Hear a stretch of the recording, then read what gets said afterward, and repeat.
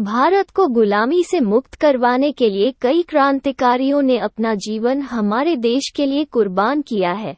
इन्हीं क्रांतिकारियों के बलिदान की वजह से ही हमारा देश एक आज़ाद मुल्क बन सका है। हमारे देश के क्रांतिकारियों के नामों की सूची में अनगिनत क्रांतिकारियों के नाम मौजूद हैं और इन्हीं क्रांतिकारियों के नामों में से एक नाम राजगुरु जी का भी है, जिन्होंने अपने जीवन को हमारे देश के लिए समर्पित कर दिया था। बेहद ही छोटी सी आयु में इन्होंने अपने देश के लिए अपनी जिंदगी को कुर्बान कर दिया था और इनकी कुर्बानी को आज भी भारतवासियों द्वारा याद किया जाता है। आज हम अपने इस लेख के जरिए आपको बताने जा रहे हैं कि राजगुरु जी ने भारत के लिए क्या क्या त्याग किए थे और कैसे ये एक महान क्रांतिकारी बन गए थे। राजगुरु जी का जन्म और परिवार। Rajguru birth and family details. Shivram Hari Rajguru का नाता भारत के महाराष्ट्र राज्य से था और इन्होंने इसी राज्य के एक साधारण से परिवार में सन 1908 में जन्म लिया था। महाराष्ट्र के पुणे शहर के जिस गांव में इनका जन्म हुआ था उस गांव का नाम खेड़ था। इसी गांव में राजगुरु जी का बचपन बीता था। राजगुरु जी के पिता हरि नारायण ने 2 शादियां की थी। इनके पहले विवाह से इन्हें कुल 6 बच्चे थे और इन्होंने दूसरी शादी पार्वती जी से किया थी और इस विवाह से इन्हें 5 बच्चे हुए थे और राजगुरु जी इनकी 5वीं संतान थे। राजगुरु जी का ताल्लुक एक ब्राह्मण परिवार से था और इतिहास में मौजूदा जानकारी के अनुसार राजगुरु जी को इनकी मां पार्वती बाई और इनके बड़े भाई द्वारा पाला गया था। क्योंकि जब ये महज 6 वर्ष की आयु के थे तो उस वक्त इनके पिताजी हरि नारायण का देहांत हो गया था। राजगुरु जी की शिक्षा। राजगुरुज एजुकेशन। अपने गांव के ही एक मराठी स्कूल में राजगुरु जी ने अपनी पढ़ाई की थी। कुछ सालों तक अपने गांव में रहने के बाद राजगुरु जी वाराणसी चले गए थे और वाराणसी में आकर इन्होंने विद्यानयन और संस्कृत विषय की पढ़ाई की थी। महज 15 वर्ष की आयु में राजगुरु जी को हिंदू धर्म के ग्रंथों का अच्छी खासा ज्ञान भी हो गया था और ये एक ज्ञानी व्यक्ति थे। कहा जाता है कि इन्होंने सिद्धांत कौमुदी, संस्कृत की शब्दशास्त्र को बेहद ही कम समय में याद कर लिया था। राजगुरु जी का क्रांतिकारी बनने का सफर। Role of Shivram Rajguru in Indian freedom movement. जिस वक्त राजगुरु जी वाराणसी में अपनी शिक्षा ग्रहण कर रहे थे तभी इनकी मुलाकात हमारे देश के कुछ क्रांतिकारियों से हुई थी, जो हमारे देश को अंग्रेजों से आज़ाद करवाने की लड़ाई लड़ रहे थे। इन क्रांतिकारियों से मिलने के बाद राजगुरु जी भी हमारे देश को आज़ाद करवाने के संघर्ष में लग गए और इन्होंने साल 1924 में Hindustan socialist Republican association (HSRA) को ज्वाइन कर लिया था। ये एसोसिएशन एक क्रांतिकारी संगठन था जिसको चंद्रशेखर आजाद, भगत सिंह, सुखदेव थापर और अन्य क्रांतिकारियों द्वारा बनाया गया था। HSRA का लक्ष्य केवल देश की आज़ादी से जुड़ा हुआ था। इस एसोसिएशन के सदस्य के रूप में राजगुरु जी ने पंजाब, आगरा, लाहौर और कानपुर जैसे शहरों में जाकर वहां के लोगों को अपनी एसोसिएशन के साथ जोड़ने का कार्य किया था। वहीं काफी कम समय के अंदर ही राजगुरु जी भगत सिंह जी के काफी अच्छे मित्र भी बन गए थे और इन दोनों वीरों ने साथ मिलकर ब्रिटिश इंडिया के खिलाफ कई आंदोलन किए थे। लाला लाजपत राय की हत्या का लिया बदला। राजगुरु जी ने साल 1928 में भारत के प्रसिद्ध क्रांतिकारी लाला लाजपत राय की हत्या का बदला अंग्रेजों से लिया था। दरअसल इसी साल ब्रिटिश इंडिया ने भारत में राजनीतिक सुधारों के मुद्दे पर गौर करने के लिए साइमन कमीशन नियुक्त किया था, लेकिन इस आयोग में एक भी भारतीय नेता को शामिल नहीं किया गया था, जिसके चलते नाराज भारतीय राष्ट्रवादी नेताओं ने इस आयोग का बहिष्कार किया था और इसी बहिष्कार के दौरान हुई एक लाठी चार्ज में लाला लाजपत राय जी का देहांत हो गया था।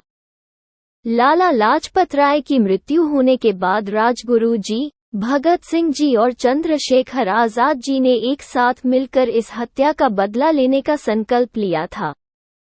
अपने संकल्प में इन्होंने पुलिस अधीक्षक जेम्स स्कॉट को मारने का प्लान बनाया था। क्योंकि जेम्स स्कॉट के आदेश पर ही लाठी चार्ज की गई था, जिसमें राय जी की मृत्यु हुई थी। जेम्स स्कॉट की जगह सॉन्डर्स को मारा। राजगुरु जी और उनके साथियों द्वारा बनाई गई रणनीति के मुताबिक क्रांतिकारी जय गोपाल को स्कॉट की पहचान करनी थी, क्योंकि राजगुरु जी और उनके साथी स्कॉट को नहीं पहचानते थे। अपने इस प्लान को अंजाम देने के लिए इन्होंने 17 दिसंबर 1928 का दिन चुना था। 17 दिसंबर के दिन राजगुरु जी और भगत सिंह जी लाहौर के जिला पुलिस मुख्यालय के बाहर स्कॉट का इंतजार कर रहे थे। इसी बीच जय गोपाल ने एक पुलिस अफसर की ओर इशारा करते हुए इन्हें बताया कि वो स्टॉक है, और इशारा मिलते ही इन्होंने गोलियां चलाकर उस व्यक्ति की हत्या कर दी। लेकिन जिस व्यक्ति की ओर जय गोपाल ने इशारा किया था, वो स्टॉक नहीं थे, बल्कि जॉन पी सॉन्डर्स थे, जो एक सहायक आयुक्त असिस्टेंट कमिश्नर थे। जॉन पी सॉन्डर्स की हत्या होने के बाद अंग्रेजों ने पूरे भारत में उनके कातिलों को पकड़ने के लिए कवायद शुरू कर दी थी। कहा जाता है कि अंग्रेजों को पता था कि पी सॉन्डर्स की हत्या के पीछे भगत सिंह थे, और अपने इसी शक के आधार पर पुलिस ने भगत सिंह को पकड़ने का कार्य शुरू कर दिया था। अंग्रेजों से बचने के लिए भगत सिंह जी और राजगुरु जी ने लाहौर को छोड़ने का फैसला किया और इस शहर से निकलने के लिए एक रणनीति तैयार की। अपनी रणनीति को सफल बनाने के लिए इन दोनों ने दुर्गा देवी वोहरा की मदद ली थी। दुर्गा जी क्रांतिकारी भगवती चरण की पत्नी थी। इनकी रणनीति के अनुसार इन्हें लाहौर से हावड़ा तक जाने वाली ट्रेन को पकड़ना था। अंग्रेजों द्वारा भगत सिंह को पहचाना ना जाए, इसलिए इन्होंने अपना वेश पूरी तरह से बदला लिया था। अपने वेश को बदलने के बाद सिंह वोहरा और उनके बच्चे के साथ ट्रेन में सवार हो गए थे। भगत जी के अलावा इस ट्रेन में राजगुरु जी भी अपना वेश बदल कर सवार हुए थे। जब ये ट्रेन लखनऊ पहुंची तो राजगुरु जी यहां पर उतर गए और बनारस के लिए रवाना हो गए। वहीं भगत सिंह जी ने वोहरा और उनके बच्चे के साथ हावड़ा की ओर रुख किया था। पुणे से पकड़े गए थे राजगुरु जी। कुछ समय तक उत्तर प्रदेश में रहने के बाद राजगुरु जी नागपुर चले गए थे। यहाँ पर इन्होंने आरएसएस के एक कार्यकर्ता के घर में आश्रय लिया था। 30 सितंबर 1929 में जब ये नागपुर से पुणे जा रहे थे, तब इन्हें अंग्रेजों द्वारा पकड़ लिया गया था। इसके अलावा अंग्रेजों ने भगत जी और सुखदेव थापर जी को भी गिरफ्तार कर लिया था। राजगुरु की मौत, डेथ ऑफ राजगुरु, सॉन्डर्स की हत्या में दोषी पाते हुए राजगुरु जी को साल 1931 में फांसी दी गई थी। इनके साथ सुखदेव जी और भगत सिंह जी को भी ये सजा दी गई थी। इस तरह से हमारे देश ने 23 मार्च के दिन अपने देश के 3 क्रांतिकारियों को खो दिया था। जिस समय राजगुरु जी को अंग्रेजों द्वारा सूली पर चढ़ाया गया था, उस समय इनकी आयु केवल 22 वर्ष की थी। राजगुरु जी से जुड़ी अन्य बातें, facts and information about Shivram Rajguru in Hindi. Rajguru ji और उनके साथियों को जब मौत की सजा दी गई थी तो इस सजा का विरोध हर किसी ने किया था। लोगों के इस विरोध से डर कर अंग्रेजों ने इन तीनों का अंतिम संस्कार चुपके से कर दिया था और इन तीनों वीरों की अस्थियों को सतलुज नदी में बहा दिया था।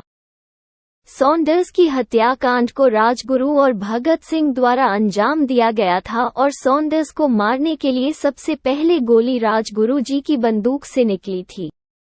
राजगुरु जी छत्रपति शिवाजी महाराज से काफी प्रभावित थे और उनके ही नक्शे कदम पर चला करते थे। गौरतलब है कि छत्रपति शिवाजी महाराज जी भारत के एक महान योद्धा थे। राजगुरु जी को कुश्ती करना और शारीरिक अभ्यास करना बेहद ही पसंद था और कहा जाता है कि वो कई कुश्तियों की प्रतियोगिता में भी हिस्सा लिया करते थे और कुश्ती के कई तरह के संगठनों से भी जुड़े हुए थे। राजगुरु जी कभी भी किसी कार्य को करने से डरते नहीं थे। कहा जाता है कि नई दिल्ली में सेंट्रल असेंबली हॉल पर बम फेंकने का कार्य पहले राजगुरु जी को दी दिया गया था और इन्होंने बिना किसी डर के ये कार्य करने के लिए हाँ कर दी थी। हालांकि बाद में कुछ कारणों के चलते इस कार्य के लिए भगत सिंह के साथ इनकी जगह पर बटुकेश्वर दत्त को भेजा गया था। इन्हों 8 अप्रैल 1929 को इस कार्य को अंजाम दिया था। हिंदुस्तान सोशलिस्ट रिपब्लिकन एसोसिएशन से जुड़े राजगुरु जी को इनकी पार्टी के लोगों द्वारा राजगुरु की जगह रघुनाथ नाम से बुलाया जाता था। राजगुरु को मिले सम्मान, अवार्ड्स एंड अचीवमेंट्स। राजगुरु जी द्वारा हमारे देश के लिए दिए गए कई बलिदानों को याद रखते हुए इनके गांव का नाम बदलकर इनके नाम पर रख दिया गया था। इनके गांव खेत को अब राजगुरुंग नाम के गांव से जाना जाता है। राजगुरु जी के सम्मान में साल 1953 में हरियाणा राज्य के हिसार शहर की एक मार्केट का नाम अजयगुरु मार्केट रख दिया गया था। इस वक्त ये मार्केट इस शहर की सबसे प्रसिद्ध मार्केट है। राजगुरु जी के जीवन पर आधारित किताब राजगुरु बुक्स साल 2008 में राजगुरु जी के जीवन के ऊपर लिखी गई एक किताब को लॉन्च किया गया था। इस किताब को 24 अगस्त यानी इनकी 100वीं वर्षगांठ के मौके पर लॉन्च किया गया था। लेखक अजय वर्मा द्वारा लिखी गई राजगुरु इनविंसिबल रिवोल्यूशनरी नामक इस किताब में राजगुरु जी के जीवन और इनके द्वारा दिए गए योगदानों के बारे में जानकारी दी गई है। इनके बलिदानों को शायद ही कभी भूला जा सकता है और हमारे देश की जनता के लिए ये एक हीरो से कम नहीं है। इनकी कुर्बानी के बलबूते ही आज हमको आज़ादी मिल सकी है।